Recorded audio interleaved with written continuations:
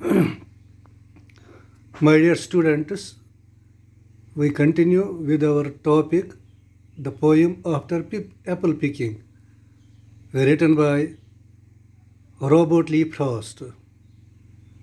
In the first four parts, we learned about the poet Robert Lee Frost, the summary of the poem, explanation of the poem, and now today we are going to talk about the poetic techniques used in the poem.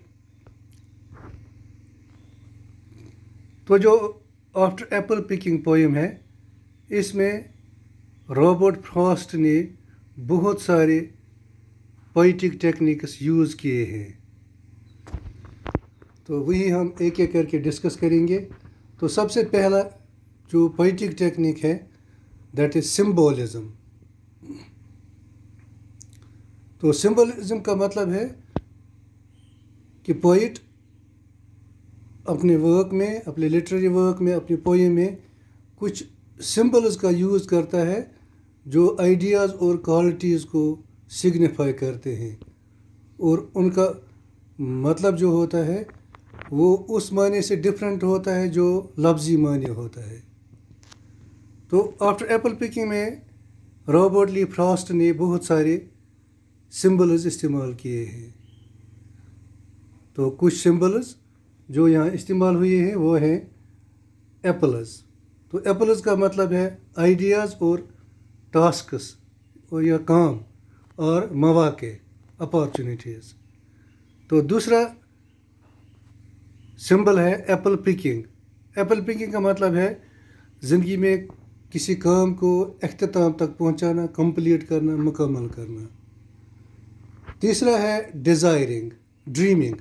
तो dreaming का मतलब है किसी चीज़ की ख्वाहिश करना, जो symbol है ड्रीम, ख्वाब देखना, लेकिन यहाँ उसका मतलब है किसी चीज़ की ख्वाहिश करना.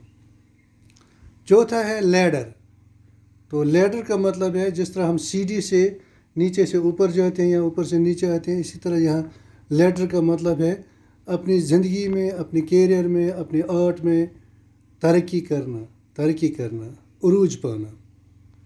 इसी तरह बैरल का इस्तेमाल हो गया है.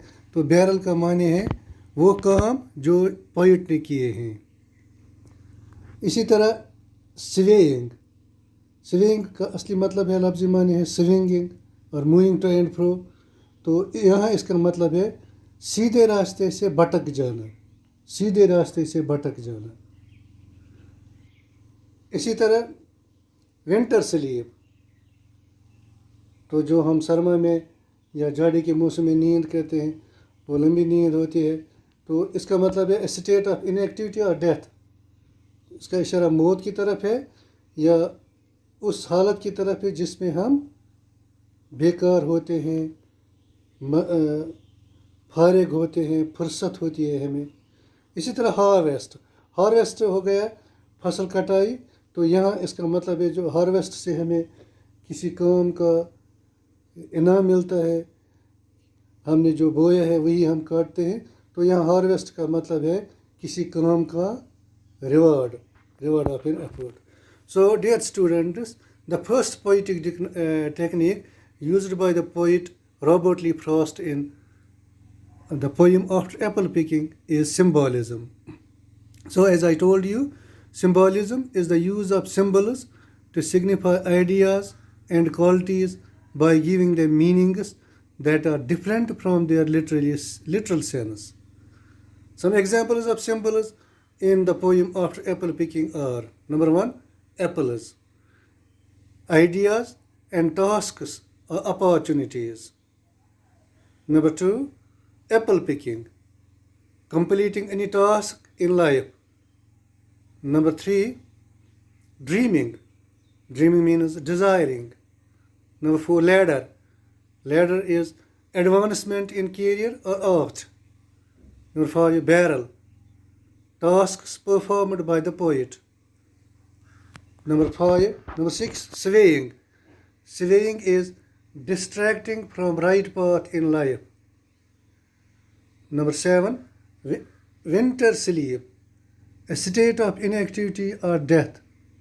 Number 8, harvest. Harvest means reward of an effort. So this was symbolism. The next device, poetic device used is metaphor. And as you know, metaphor में हम इनडायरेक्टली कंपेयर करते हैं दो चीज़ों के दरमियान उनकी कोई क्वालिटी, कोई ख़ास क्वालिटी को हाईलाइट करके. So it's the indirect comparison by highlighting a particular quality of two things. तो यहाँ कम से कम हम दो मेटाफर्स का जिक्र करेंगे. पहला है पैन ऑफ गिलास.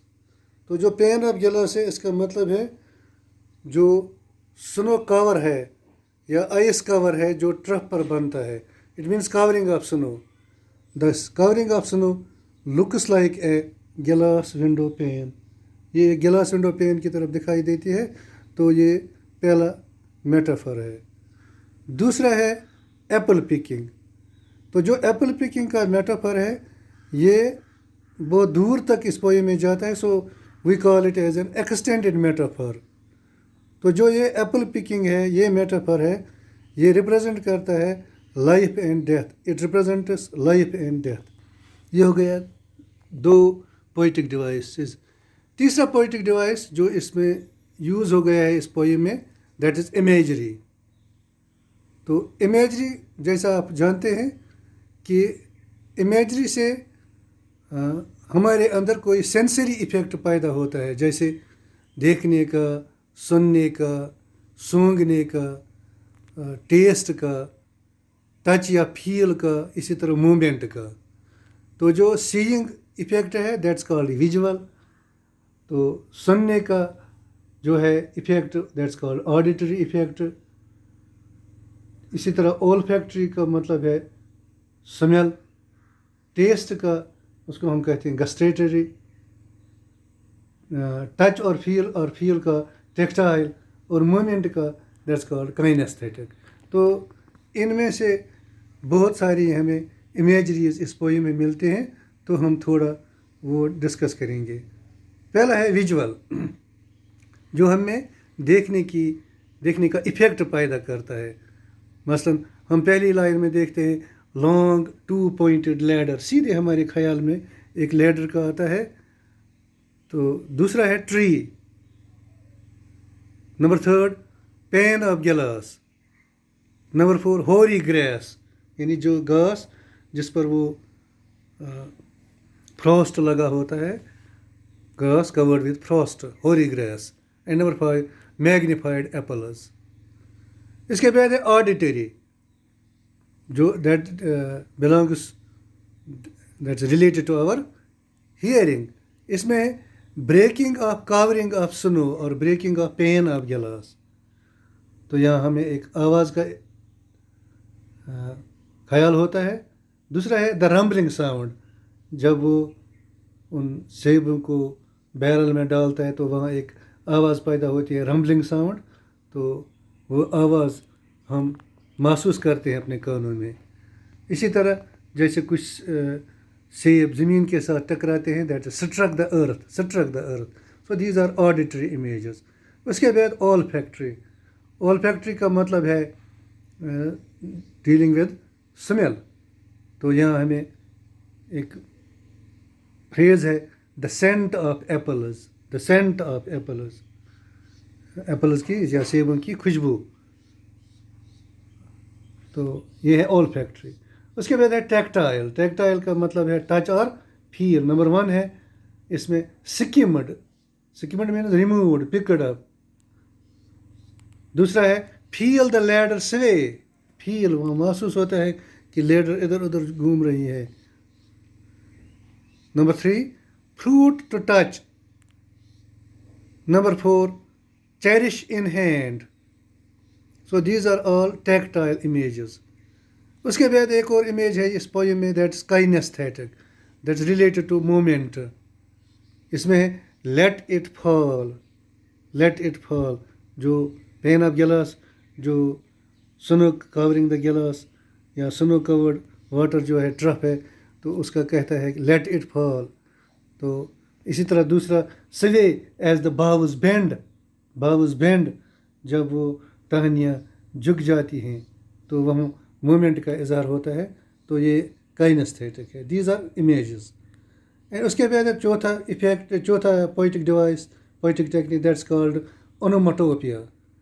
Onomatopoeia is the use of sound words to create a dramatic effect. Sound words का इस्तेमाल करके एक ड्रामेटिक इफेक्ट पैदा करना, दैट्स कॉल्ड ओनोमोटोपिया. तो इसमें है सीधी एक वर्ड रम्बलिंग. सो रम्बलिंग साउंड जो है दैट डिनोट्स ओनोमोटोपिया. इसके बाद नंबर 5 पोइटिक टेक्निक है रेपिटिशन. रेपिटिशन का मतलब है पोएम में कोई वर्ड बार बार रिपीट होता है किसी चीज़ पर स्ट्रेस देने के लिए, जोर देने के लिए, एम्फेसिस के लिए. So it is the repeated use of a word of a line to lay emphasis. तो जब हम आफ्टर एप्पल पिकिंग पोएम देखते हैं तो इसमें एक वर्ड है sleep, and this word has been repeated 6 times in the poem. So this is repetition. So with this we finish the first part of poetic techniques in the poem after apple picking.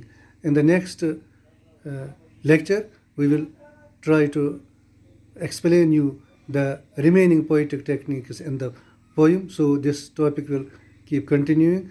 Thank you very much.